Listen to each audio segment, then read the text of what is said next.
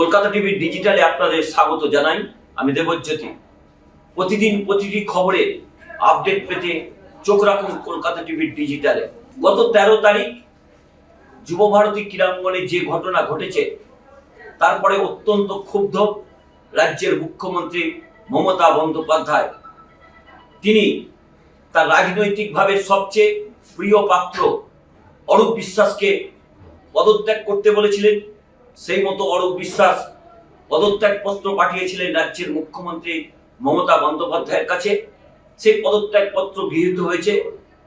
এখন থেকে রাজ্যের ক্রীড়ামন্ত্রীর দায়িত্ব সামলাবেন রাজ্যের মুখ্যমন্ত্রী মমতা বন্দ্যোপাধ্যায় নিজে। তার থেকেও বড় ঘটনা, যুবভারতী কাণ্ডে রাজীব কুমারকে শোকজ করেছে রাজ্যের মুখ্যমন্ত্রী মমতা বন্দ্যোপাধ্যায়। অত্যন্ত রাজনৈতিকভাবে গুরুত্বপূর্ণ অরূপ বিশ্বাসকে পদ থেকে সরিয়ে দেওয়ার চেয়েও রাজনৈতিকভাবে তাৎপর্যপূর্ণ রাজীব কুমারের মতো দুধে আইপিএস অফিসারকে শোকজ করা। কারণ রাজীব কুমার কোনো মতেই যুবভারতী কাণ্ডের দায় এড়াতে পারেন না। তিনি রাজ্য পুলিশের ডিজি। তার দায় যুবভারতী কাণ্ডে মনস্বী কার্য। সেই জায়গাতে রাজীব কুমারের মতো দুধ অফিসারকে মমতা বন্দ্যোপাধ্যায় শোকজ করলেন। কারণ গত 13 তারিখ যে ঘটনা ঘটেছে, তাতে মমতা বন্দ্যোপাধ্যায় নিজে ক্ষমা চেয়েছেন। অন্য কেউ এই ঘটনার দায় নিয়ে ক্ষমা চাননি বা পদত্যাগ করেননি। অরূপ বিশ্বাস যে পদত্যাগ করেছেন, তার পিছনে তৃণমূল কংগ্রেসের বৃহত্তর একটা চাপ ছিল। অনেকেই অরূপ বিশ্বাসকে পদত্যাগের কথা বোঝাচ্ছিলেন বা বক্তব্য থেকে তৃণমূল কংগ্রেসের পরিষ্কার হচ্ছিল। সেই জায়গাতে অরূপ বিশ্বাসকে পদত্যাগ করতে এক প্রকার বাধ্য করলো তৃণমূল কংগ্রেস।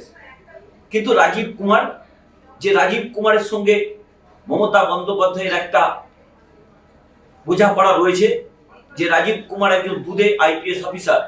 এই রাজীব কুমারের জন্যই মমতা বন্দ্যোপাধ্যায় অবস্থানে পর্যন্ত বসেছিলেন। লাউডন স্ট্রিটে যে পুলিশ কমিশনারের বাড়ি, সেখানে যে চিট ফান্ডে যখন রাজীব কুমারের বাড়িতে কেন্দ্রীয় এজেন্সি গেছিল, তখন রাজ্যের মুখ্যমন্ত্রী অত্যন্ত ক্ষুব্ধ হয়েছিলেন। তিনি নিজে রাজীব কুমারের বাড়ির সামনেও যেমন গেছিলেন, তেমনি কিন্তু ধর্মতলাতেও তিনি অবস্থানে বসেছিলেন। সেই রাজীব কুমারের শোকজ অত্যন্ত গুরুত্বপূর্ণ। কারণ অরূপ বিশ্বাসের পদত্যাগ একেবারে ভারতীয় রাজনীতিতে খুব একটা প্রভাব ফেলে না। কারণ রাজীব কুমারকে যেভাবে ভারতবর্ষের সমস্ত রাজনৈতিক দলের কর্তারা চেনেন, বা রাজীব কুমারের যে ইন্টেলিজেন্সি, তা কিন্তু সর্বভারতীয় ক্ষেত্রে অত্যন্ত একটি গুরুত্বপূর্ণ জায়গায় রয়েছে। কারণ অজিত ডোভাল থেকে শুরু করে বড় বড় পুলিশ কর্তারাও কিন্তু রাজীব কুমারকে দুধে অফিসার হিসেবেই চেনেন। কিন্তু সেই রাজীব কুমারকে মমতা বন্দ্যোপাধ্যায় শোকজ করলেন। গত কয়েকদিন ধরে রাজীব কুমারের সঙ্গে একটা শীতল লড়াই কি রাজ্যের মুখ্যমন্ত্রী মমতা বন্দ্যোপাধ্যায় চলছিল?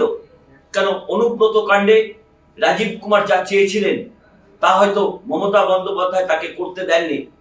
যে রাজীব কুমারের অবাধ বিচরণ ছিল নবান্নের 14 তলা থেকে শুরু করে নবান্নের বিস্তীর্ণ অঞ্চলে, সেখানেও কিন্তু গত কয়েকদিন ধরেই রাজীব কুমারের অবস্থান খুব একটা স্পষ্ট ছিল না।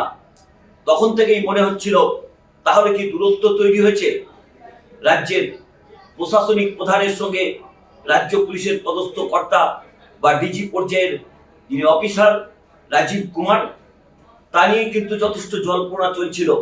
তারপরে যুবভারতী কাণ্ডে যেভাবে রাজ্য সরকারের মুখ পুড়েছে, সেই জায়গাতে মমতা বন্দ্যোপাধ্যায় অত্যন্ত ক্ষুব্ধ ছিলেন। তিনি যে জিরো টলারেন্সের কথা বলেছিলেন, তা কিন্তু গত কয়েকদিনের কাজকর্ম থেকে পরিষ্কার।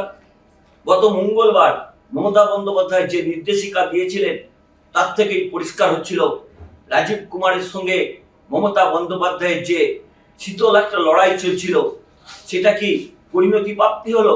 কারণ রাজীব কুমার আর কিছুদিনের মধ্যেই তিনি অবসর নেবেন। হয়তো তার অবসরের পরে তাকে অন্য কাজে রাজ্যের মুখ্যমন্ত্রী মমতা বন্দ্যোপাধ্যায় লাগাতে পারে, সেটা পরের প্রশ্ন। কিন্তু এখন রাজীব কুমারের মতো দুধে অফিসারকে মমতা বন্দ্যোপাধ্যায় শোকজ করে প্রমাণ করে দিলেন মেসি কাণ্ডে তিনি কোনো রকম কোনো বিষয়ের ওপর তিনি আলোকপাত করতে পারেন না পারেন, মেসি কাণ্ডে যেভাবে দলের ভাবমূর্তি নষ্ট হয়েছে, সরকারের ভাবমূর্তি নষ্ট হয়েছে, তাকে তিনি জিরো টলারেন্স দেখাচ্ছেন, তা দিনের আলোর মতো পরিষ্কার।